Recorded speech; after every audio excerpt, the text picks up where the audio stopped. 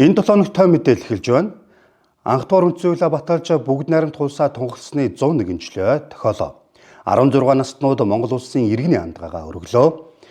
Загсны дулмаа хэмээн олон алдарсан аюурын дулмаад Хөдөлмөрийн Баатар цол хүртээлээ. Дорногов аймагт аргалд янгирын тоо өссөн байна. Эдгээр болон бусд мэдээллийг та бүхэндээ тоомлон өргөнэ.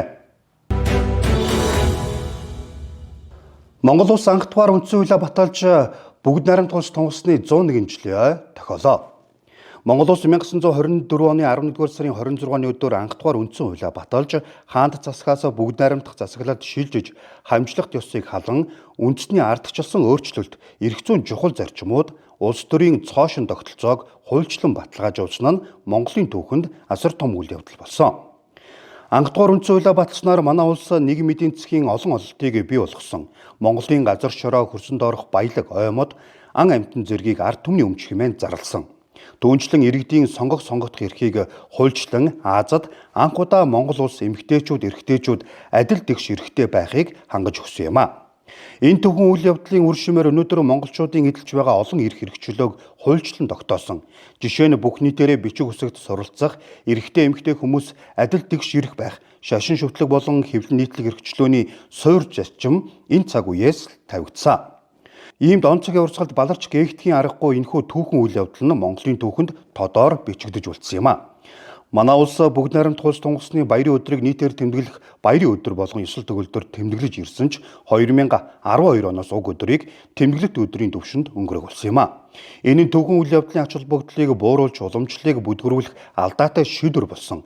Иймд улсын хурлын гишүүн Содбаатар нарын 9 гишүүнээс бүгд найрамд тулсны баярын өдрийг нийтээр тэмдэглэх баярын өдөр болгон сэргээж хуульчлахаар нийтээр тэмдэглэх баярын болон тэмдэглэлт өдрүүдийн тухай хуульд нэмэлт өөрчлөлт оруулах тухай хуулийн төслийг боловсруулж улсын хурлд өргөн барьсан. Хуулийн төслийг улсын хурлаар хэлэлцээд анхны хилцүүлгээр нь батлан хөдөлмөрийн тухай хуульд өөрчлөлт оруулсан юм. Уг хуульд батлагдсанаар жил бүрийн 11-р сарын 26-ныг улс тунгасны баяр хэмээн зарлаж бүх нийтийн амралтын өдөр болгон тэмдэглэдэг болсон юм а. Загсны дулмаа хэмээн олон алдарсан академич аюурын дулмаад Монгол улсын ерөнхийлөгч зарлиг гарган Хөдөлмөрийн Баатар цол хүртээсэн юм а. Бүгд найрамд тулсны 101-р хүрээнд Монгол улсын ерөнхийлөгч зарлиг гарган нэр бүхий эрхмүүдэд төрийн дэд одон медаль гардуулсан юм. Ардын багш Сэндэнжовын дулумд Хөдөлмөрийн Баатар цол хүртээсэн. Тэрбээр Монгол үндэсний соёл сэтгэлгээний үндэс болсон Монгол домог зүй, бэлэгдэл зүйн цуврал судалгаагаар Монгол соёлыг тайлан тайлбарлах онол арга зүй үзэл баримтлал боловсруулж, суурь судалгааны олон арга бүтээл төрөн төрийн хар цагаан сүлд төрийн дуулалыг шинжилэн бүтээхэд итвэх санаачлагтай ажиллаж, олон хуулийн төсөл боловсруулахад мэдлэг чадвараа зориулан хуульт ёс, эрх зүйт төрийг бэхжүүлэхэд оруулсан хувь нэмрийг нь үнэлэн ардын багш шинжилгээ ухааны гавьяа зүтгүүлтэн хэл шинжилгээ ухааны доктор профессор Сэндэнжовын дулумд Хөдөлмөрийн Баатар цол хүртээсэн юм а. Мөн загсны дулмаа хэмээн олон алдарсан академич аюурын дулумд Хөдөлмөрийн Баатар цол мөн хүртээсэн. Тэрбээр шинжилгээ ухаан боловсролын салбарт үр бүтээлтэй ажиллаж олон 11 сэдвт эрдэм шинжилгээний бүтээл, олон зуун өгүүлэл, заавар, зөвлөмж, гарын авлага боловсруулж, биологийн салбарын мэрэгчлэлтэй хүний нөөц бэлтгэх, Монгол орны загсны аймаг ус нуурын биологийн олон байдал, загас амьтан ургамлыг нөхөн үржүүлэх шинжилгээ ухааны аргачлал боловсруулан, загас үржүүлгийн эрдэм шинжилгээний төвийг үндэслэн байгуулж, боловсрол шинжилгээ ухааны салбарын хөгжилд оруулсан хувь нэмрийг нь үнэлэн, шинжилгээ ухааны гавьяа зүтгүүлтэн шинжилгээ ухааны доктор профессор академич аюурын дулмаад Хөдөлмөрийн Баатар цол хүртээсэн юм а.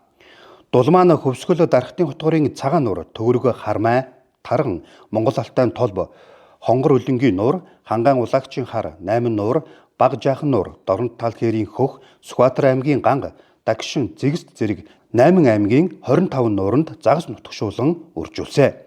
Ингэснээр жилд 50-аас 340 тонн загас барих нөөцийг улсдаа бий болгож чадсан юм а.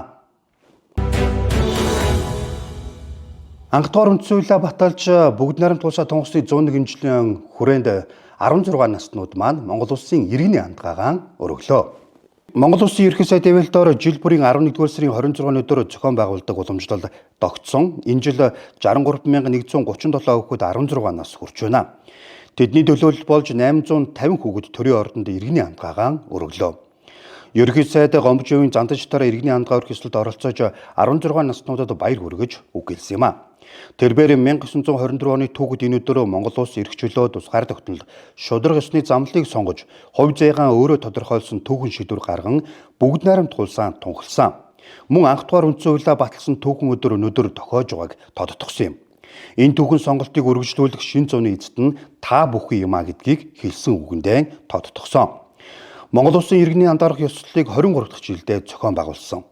Энэхүү ёслолыг улсын хэмжээнд 16 наснд хүрч иргэний үнэлгээнд гардан авч байгаа залуус эх орон сэтгэлгээг төлөвшүүлэх, чин шударгаар амьдрах, түүх соёлоороо бахархах үзлийг төлөвшүүлэх зэрэг зорилготойгоор зохион байгуулдаг уламжлалтай юм а.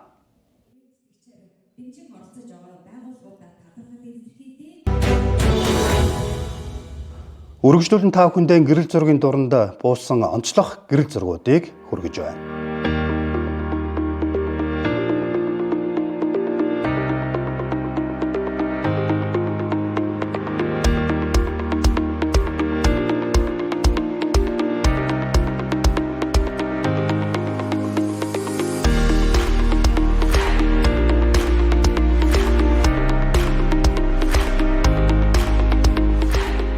Үндэсний мэдээллийн Монцомаг агентлагийн 21 аймаг дахь сэтгүүлчдэд хэрэгжүүлсэн мэдээллүүдээс та бүхэндээ томлон хүргэж байна. Энэ удаад бид Дорногов аймгийн сэтгүүлч Эрдэнэ Булган ирүүлсэн мэдээллийг хүргэж байна.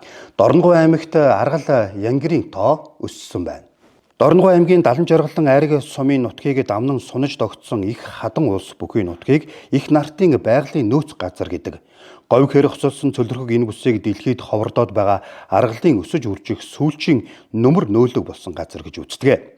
Хүний гараар уралсан уу гэмээр эртний хот балгадыг санагдуулам илгдэж эвдэрч сунаж тогтсон сүрлэг хадны тогтоц, хадны дундаас дүүлэн харих аргал янгир хар сүлд цагаан зэрэг гээд тэнгэрт эргэлдэх жигүүртэн шувууд харь нутгаас нүүдэлдэг нүүдлийн шуудыг харж болох юм а. Энд жил бүр тусгай сонирхлын жуулчид цөөнгүй ирдэг. Жишээлбэл гэрэл зурагчид байгалийн торгон агшны гэрэл зургийн ялснаа буулгадаг тул биологч, амьтан судлаач зэрэг эрдэмтэд судалгаа шинжилгээ хийдэг өвөрмөц онцлогтой бүс нутаг юм а. Үзэгч та бүхэндээ 7 хоногийн той мэдээлэлээ хүргэлээ. Ирэх 7 хоногт шинэ мэдээллээр иргэн уулзъя. Анхаарлаа хандуулсан үзэгч та бүхэндээ баярлалаа. Баяр таа.